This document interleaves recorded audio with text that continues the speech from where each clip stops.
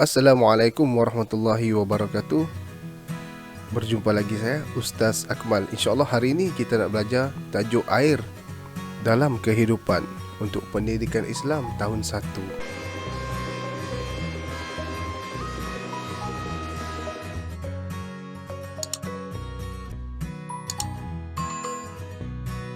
Kita lihat kepada objektif pada hari ini ialah untuk menyatakan bahagian-bahagian air, menerangkan jenis air mutlak, menjelaskan kegunaan air mutlak, dan yang paling penting, mengaplikasikan adab penggunaan air dalam kehidupan seharian. Apakah itu air mutlak? Kita lihat dulu jenis-jenis air mutlak. Yang pertama, air hujan. Semua sedia maklum apa itu air hujan. Air sungai, air laut, air mata air, air perigi, air embun, dan air salji. Air mutlak ini kita gunakan untuk kita mandi, untuk berwudu, menghilangkan najis, membasuh, dan memasak. Baik, kita beralih kepada bahagian-bahagian air. Yang pertama kita lihat iaitu air mutlak. Air mutlak ialah air yang kekal dengan sifat asal kejadiannya sebagaimana yang diciptakan oleh Allah. Tadi kan kita lihat ada tujuh contoh, 7 jenis air.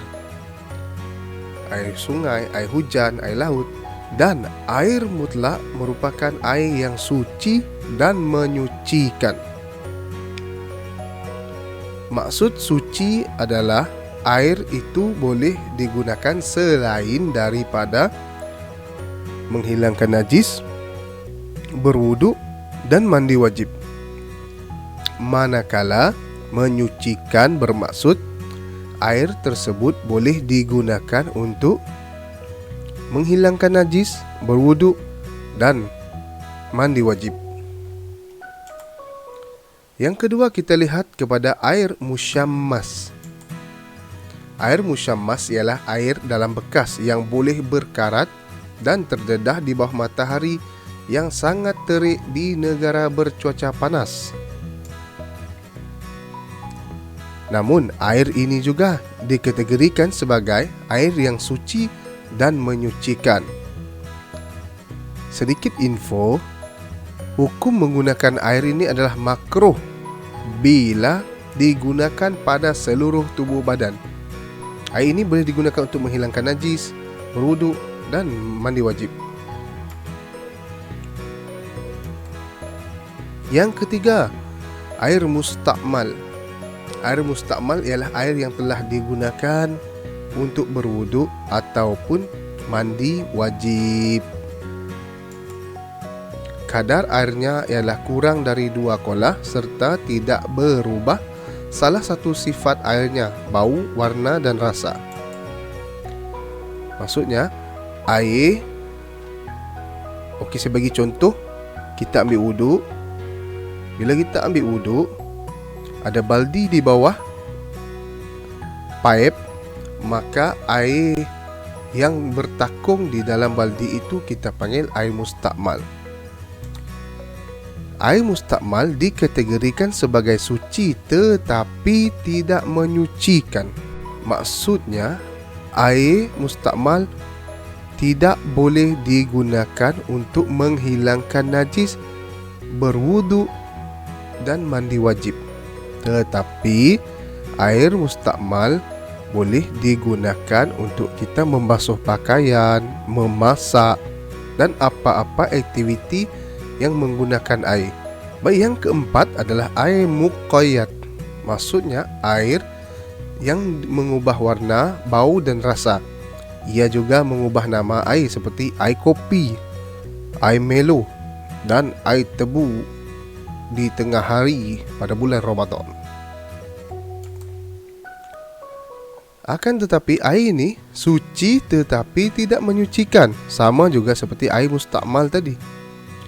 Air ini boleh diminum, boleh dimasak, boleh digunakan apa-apa aktiviti lain selain daripada 3. Ingat 3 benda ini: menghilangkan najis, berwuduk, dan mandi wajib. Jangan cuba di rumah ambil wuduk dengan air Coca-Cola. Dan yang terakhir, yang kelima, iaitu air mutanajis. Air mutanajis ni ada dua kategori. Kita tengok yang pertama, air yang kurang 2 kolah dimasuki najis ke dalamnya walaupun tidak mengubah sifat air. Contoh air yang kurang 2 kolah, air dalam baldi. Kita tengok air dalam baldi kecil, najis masuk ke dalam tu.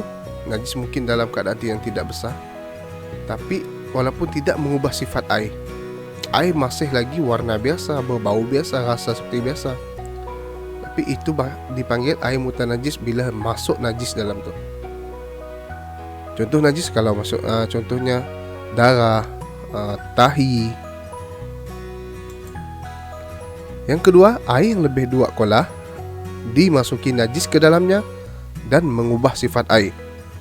Kolah besar macam kita nampak yang di masjid selalu, bila dimasuki najis dan berubah sifat air itu, maka air itu dikategorikan air najis, mutanajis.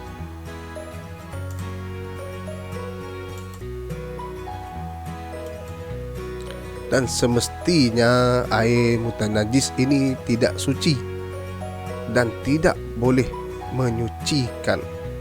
Maksudnya tak boleh dimakan, tak boleh diminum, apatah lagi nak menyucikan najis. Nak berwuduk memang tak boleh. Dan 2 kolah bersamaan dengan 230 liter. Kita beralih kepada adab menggunakan air. Yang pertama, pastikan anda tutup paip selepas digunakan. Yang kedua, menggunakan air mengikut keperluan. Selalu kita tengok gosok gigi, paip pasang. Itu salah satu pembaziran dan tidak mengikut keperluan. Dan yang terakhir, tidak membuang sampah ke dalam laut ataupun sungai. Kesimpulannya, air mutlak kita gunakan untuk hilangkan najis, berwuduk dan mandi wajib. Begitu juga dengan air musyammas. Akan tetapi penggunaannya pada tubuh badan adalah makruh. Jadi sekian. Assalamualaikum warahmatullahi wabarakatuh.